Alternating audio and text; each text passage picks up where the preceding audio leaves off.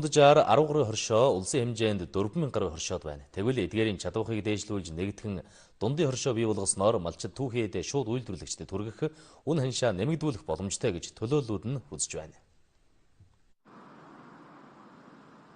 Малчид орлогоо нэмэгдүүлэх түүхийн идээ өндөр үнээр борлуулах, үйлдвэрлэгчдтэй шууд харилцах гол арга зам нь хоршоонд нэгдэх гэж үзэж байна. Гэтэл санхүүгийн чадваргүй олон жижиг хоршоод байгаа нь хоршоодын хөгжлийг хойш татж байгааг төлөөллүүд нь хэлж байна. Энэ хөдөөний хоршоод яг өөрснийхөө үйл ажиллагааг явуулах чадах муутай сан хөгжилт нөгөө хөрөнгө нь бага байдаг. Гишүүдтэй тулгуурлаж явуулж байгаа ч гэсэн бүтээгдэхүүн малын гаралтай бүтээгдэхүүн өөрснөө яг ченжээр дамжуулахгүй яг өөрснөө авдаг. Ийм байх юм бол хөдөө аж ахуйн хоршоо чадахтна гэж боддог. Төрийн бодлогоор хоршоодыг дэмжмээр байгаа.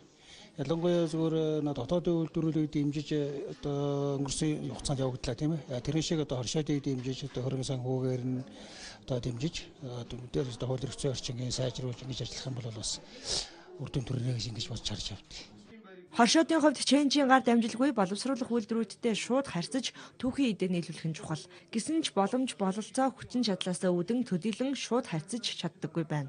Энэ мэт хоршоодын хөгжил тулгамдж байгаа асуудлыг хамтран хэлэлцэж түүхийн бэлтгэн нийлүүлэх тогтолцоог бий болгож магс үүний аяны хүрээнд ч тодорхой төсөл хөтөлбөр хэрэгжүүлэх юм байна. Мөн дундын хоршоо байгуулж хоршоодын оролцоог нэмэгдүүлэхэд анхаарна гэж албаныхан хэлж байна.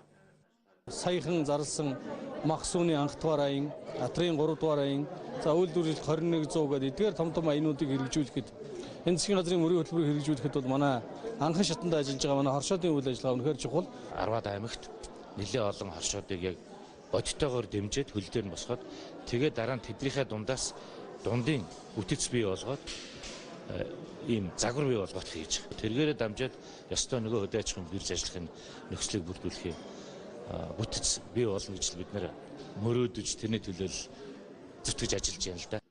Түүнчлэн цаашид хөдөө аж ахуйн биржийн үйл ажиллагааг сайжруулж олон улсын жишигт хүргэж малчид хоршоод биржийн арилжаанд оролцох боломжийг илүү бий болгоно гэж тэрээр ярьж байсан.